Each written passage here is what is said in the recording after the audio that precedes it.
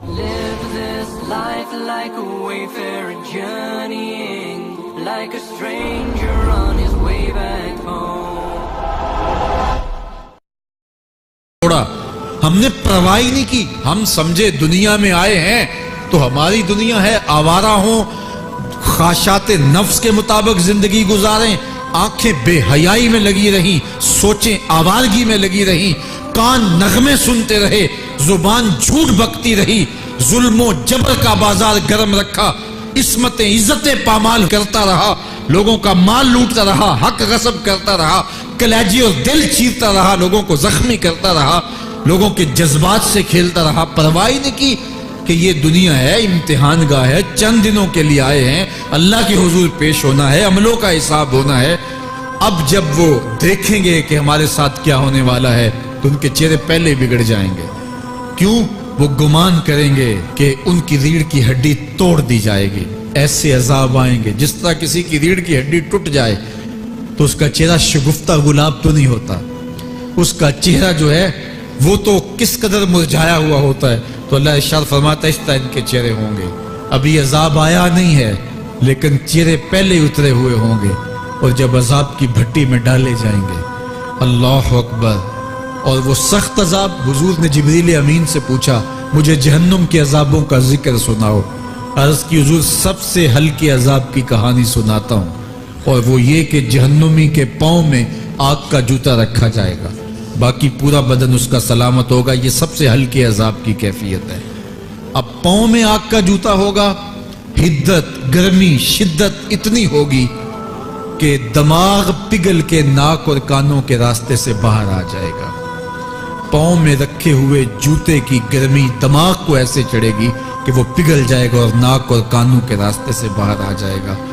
تو اللہ کے عذاب کے خوف سے چہرے بگڑ جائیں گے, حالت سلامت نہیں رہے گی. یہ بات ذہن میں رکھیں کہ اللہ جس کو جہنم میں ڈالے گا اس کو اس صورت میں نہیں ڈالے گا. یہ محمدی صورت ہے. یہ شکل اس کی چھین لی جائے گی اور اس کی شکل بڑی کر دی جائے گی. اس کا ایک ایک دانت احد پہاڑ جتنا ہوگا. احد پہاڑ کا پھیلاؤ 15 کلومیٹر پہ ہے. 15 کلومیٹر کا ایک دانت اور 32 دانت کتنے ہوں گے تو منہ کتنا بڑا ہوگا. اس کو اتنا بڑا اس لیے کیا جائے گا تاکہ وہ عذاب کی تکلیف زیادہ سہے. 70 گز موٹی کھال ہوگی اور کھال جل جائے گی تو اللہ قرآن میں فرماتا ہے ہم نئی کھال دے دیں گے تاکہ عذاب کی تکلیف اس کو گوارا کرنی پڑے. پھر چیخے گا, چلائے گا, ہائے مجھے پانی دو, پانی دو, پیاس کی شدت ہے. 70 سال تک تو اس کی کوئی آواز ہی نہیں سنے گا. 70 سال کے بعد داروغہ جہنم چیخ کر کہے گا کیا مانگتا ہے؟ وہ بولے گا مجھے پانی چاہیے. کہا جائے گا تو بے بھی ملتا ہے پانی. پھر داروغہ جہنم اسے پانی دے گا. کوکا کولا کی بوتل دے گا یا پیپسی تھما دے گا یا منرل واٹر کی بوتل دے گا؟ نہیں, قرآن بتاتا ہے اسے مائے حمیم دیا جائے گا, کھولتا ہوا پانی.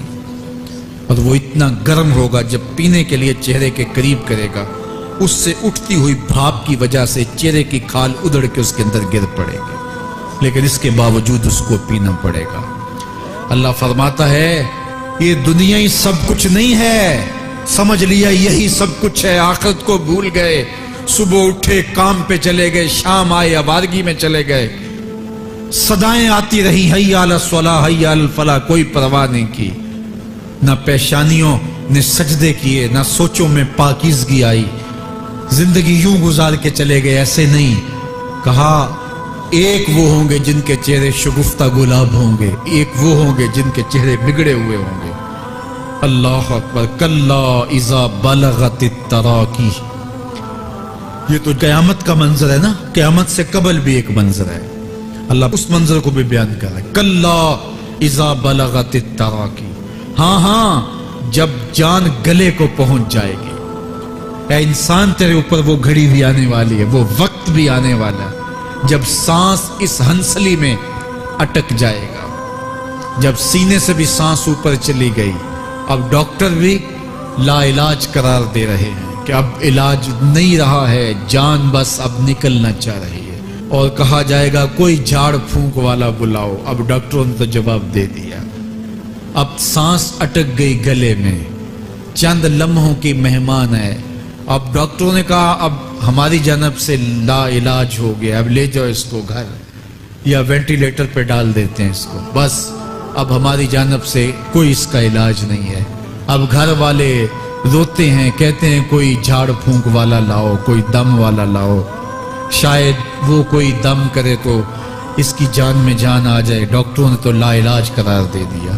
وَظَنَّ عَنَّهُ الْفِرَاقُ، اللہ فرماتا ہے یہ تو جھاڑ پھونک والے کو ڈھونڈ رہے ہیں، لیکن جس کی سانس یہاں اٹکی ہے وہ سمجھ گیا ہے اب موت آ گئی ہے، اس کو یقین ہو گیا ہے کہ اب موت کے لمحے آ گئے ہیں، اب میں بچ نہیں پاؤں گا، اب آنکھیں تاڑے لگی ہوئی ہیں۔ وَالْتَفَّتِ السَّاقُ بِالسَّاقِ، پنڈلی پہ پنڈلی چڑھ رہی ہے۔ جب موت آ جاتی ہے تو پھر پنڈلی سے پنڈلی لپٹ جاتی ہے، اس کو پھر جدا کرتے ہیں اور جدا کر کے دونوں انگوٹھے باندھ دیتے ہیں تاکہ پنڈلی کے اوپر پنڈلی نہ چڑھے۔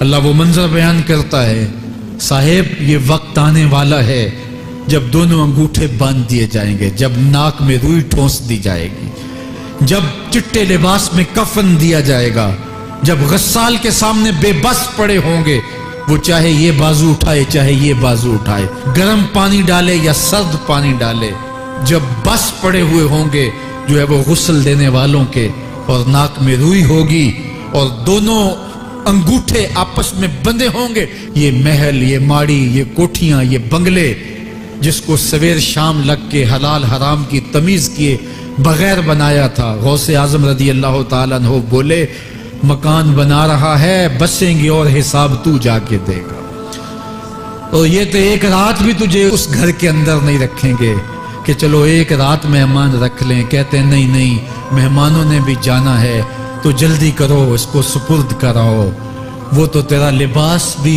پھاڑ کے اتاریں گے، خود غسل دینے کے لیے تیار بھی نہیں ہے، تجھ سے خوف آنے لگا ہے، جاندی واری ڈرونا بنے ہوتے، ہاتھ نہ لاندے ڈر دے، جنہ لئی تو پاپ کمائے اج کتھے نہیں تیرے کر دے۔ آج تو وہ تیرے ساتھ تجھے غسل دینے کے لیے آمادہ نہیں ہے۔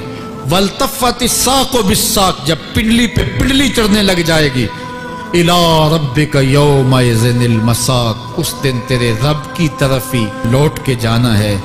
فَلَا صَدَّقَ وَلَا صَلَّىٰ، اس نے نہ تو سچ مانا اور نہ نماز پڑھی، وَلَٰكِنْ كَذَّبَ وَتَوَلَّىٰ، ہاں جھٹلایا اور منہ پھیر کے چل پڑا۔